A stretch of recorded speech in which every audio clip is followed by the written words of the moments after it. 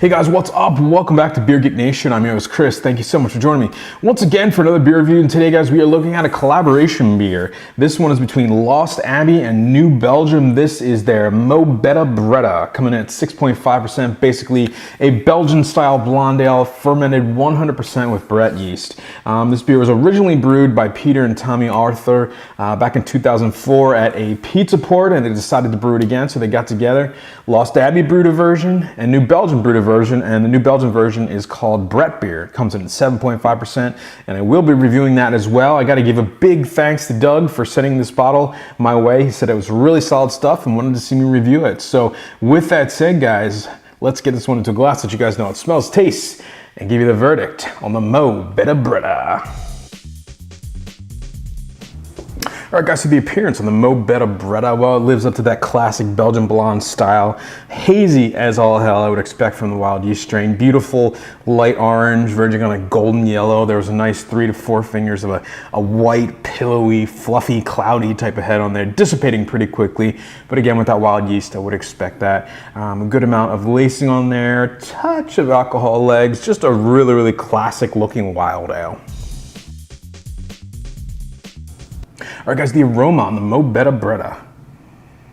Wow, that's really interesting. You get that immediate kind of funky quality that you get in a Brett beer, barnyard, wet hay type of quality. But really what kind of brings this one out is there's a lot of tropical fruit character, a little bit of peach, mango, like an orange juice type of character in there. Kind of a sweet breadiness, a nice kind of lemony effervescence to it. Yeah, it's a really, really interesting smelling 100% Brett beer. I've never smelled one quite like it. All right, guys, the taste on the Mo Betta Bretta. Cheers. Wow, complements the aroma perfectly.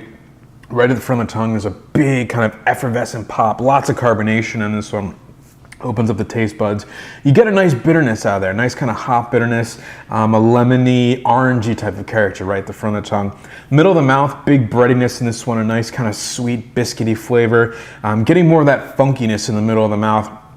Very, very light though, a little bit of wet hay, a little bit of barnyard. Again, more of a peach, mango, kind of orange peel type of flavor in this one from this Brett strain. I'd be curious to know what strain they're using. It's really, really interesting. Nice dry finish. Again, a classic kind of West Coast champagne type IPA kind of finish on this one. Aftertaste, a bit more sweetness, a lot of that carbonation kind of tingling still in the mouth, a little bit of lemon. Again, a nice breadiness to it. Really, really a clean, refreshing, easy to drink beer. Not too funky, but it's really, really interesting.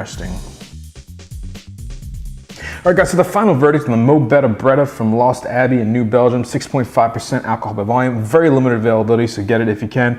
Guys, I'm gonna give this one an A-. I think the Brett character in this one is unlike anything I've ever had. I was expecting big funky notes, big barnyard and wet hay. And while you do get that, they're very subtle. And I think there's more of a tropical fruit kind of element from the yeast that's really kind of played up in this one. It bounces off the actual overall kind of sugary sweetness in the grains and nice dry finish. It's just a really, really refreshing, easy to drink American wild ale.